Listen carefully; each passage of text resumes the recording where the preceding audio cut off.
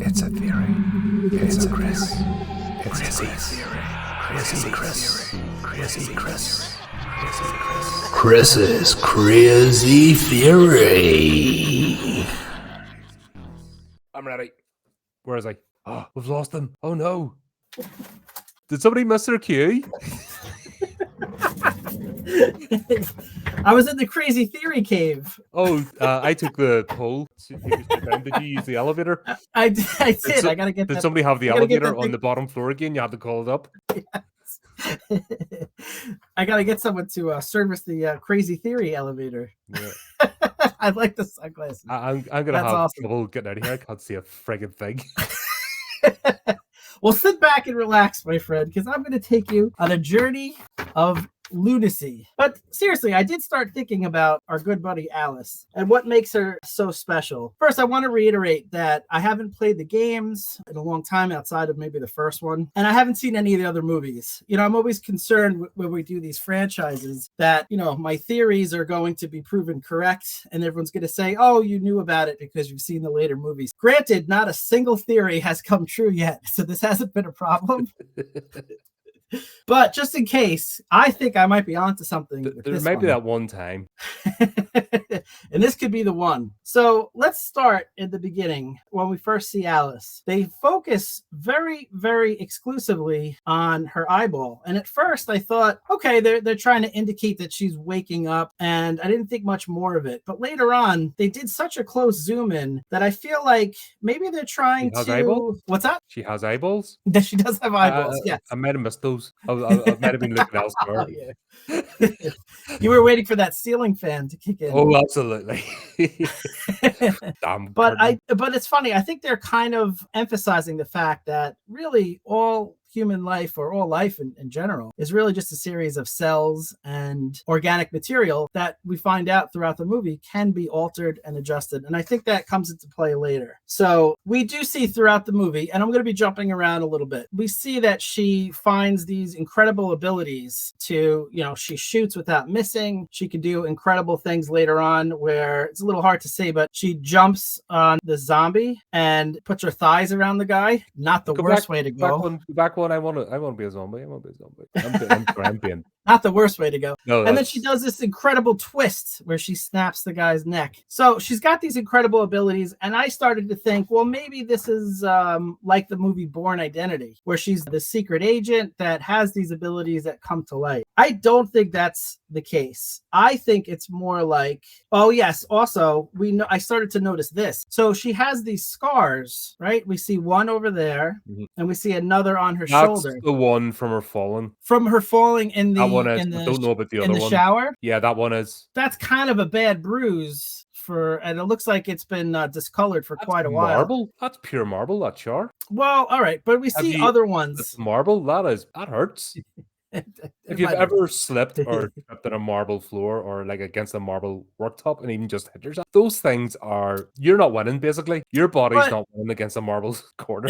But if you watch where she actually falls, she does grab onto the curtain. She kind of lowers herself. It's not I have rewound this scene maybe once or twice in my lifetime. Well, I think it reminded me a bit. This is where I'm 100% expert, possibly frame by frame. Don't judge me. Well, that's fair.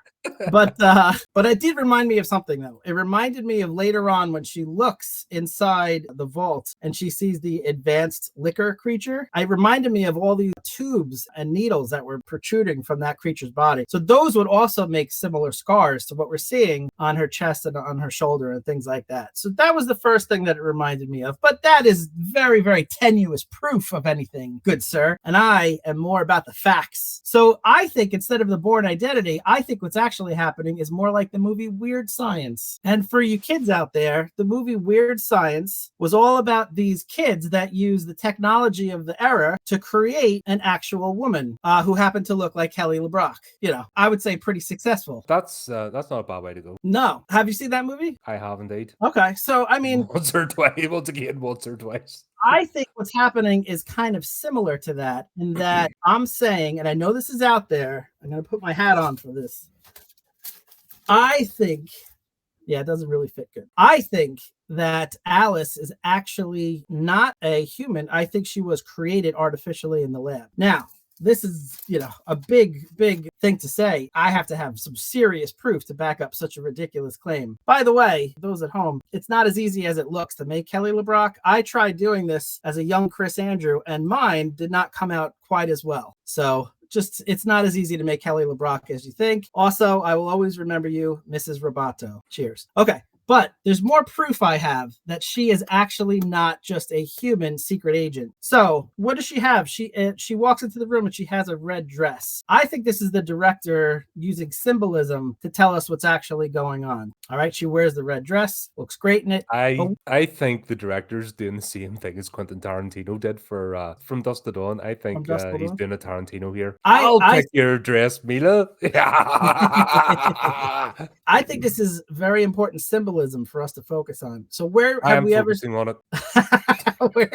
where have we ever seen the woman in a red dress before? Does it sound familiar? Woman in the red dress from a little movie called The Matrix. Now listen, in The Matrix, the woman in the red dress was artificially created as a way of distracting. I think this is a hint as to what Alice's actual origins are. Now again, this is very, very, preposterous theory. I say we need more proof to back this up, and more proof I have for you, sir. So she says, I'm not sure I want to remember what went on down here. And I started to think about it. When her memories come back, when the other guy, Spence's memories come back, he seems to remember a lot. When her memories come back, it's very, very limited as to what she remembers. She starts to remember, it's a little hard to see, but she starts to remember the lab, right? That's one of her first memories. And it's like almost like ghosts, as everything is kind of like going backwards to her time that she actually recalled. She looks inside the window and she sees the rabbit that's being experimented on. She sees the fluids and everything going into this poor rabbit. Well, look at this rabbit's eye. That looks like a human eye. And what I think is actually seeing is she's remembering herself being experimented on. And she's using this imagery of the rabbit as a metaphor for her own experimentations. More proof, I say, or you say. You didn't say. But I think you need more proof. Oh, okay, you did say. So another image that she focused on, one of the few images that she had, was of these statues outside in a forest. By the way, we got no images of her family. We got no images of any friends, of any activities outside. It seems very odd, but it wouldn't be odd if she doesn't have any memories to begin with, only what they gave her. Because again, I think she was artificially created in a lab. One of the images that the director gives us as another clue to help us is this image of this statue. And I started to do some research. I ran it through the old lab. I crunched some numbers and tried to do some information on what this actual statue is. And it reminded me a lot, what I found, of the Archangel Azrael. And the Archangel Azrael, for you kids at home, is... Wasn't Azrael your angel in Anomaly? No, but close to it. Mine was close Michael. to it. Yeah. But Azrael is a religious figure who, according to religious texts before the creation of man, proved to be the only angel brave enough to go down to earth and face hordes of the devil in order to bring God the materials he needed to make mankind, and was later known as the angel of death. So the materials needed to make mankind.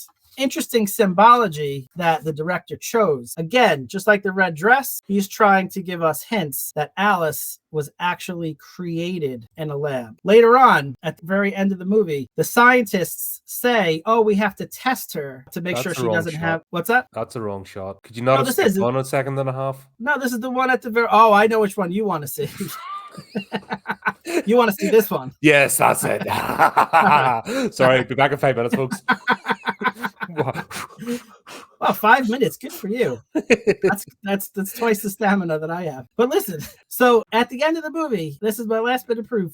If they really were just concerned about a human named Alice, a security guard, having the virus, they would have tested her with a simple blood test. And if she did not have it, they would have arrested her or let her free, depending on what they knew and what the Red Queen told her about her motives in trying to oust the corporation. They certainly wouldn't have hooked her up to 8 million different tubes and put her in an isolation chamber. And look at all the experiments they're doing on her. No. She is more than just human. It would explain her abilities. It would explain her lack of any memories besides the very rudimentary memories of the lab. It is my best theory to date, and I think this one is true. What do I call this theory? Alice from Resident Evil isn't human, was created in a lab. It would have been the Umbrella Corporation's most popular selling item outside of the minor defect where they kept trying to take down the entire company.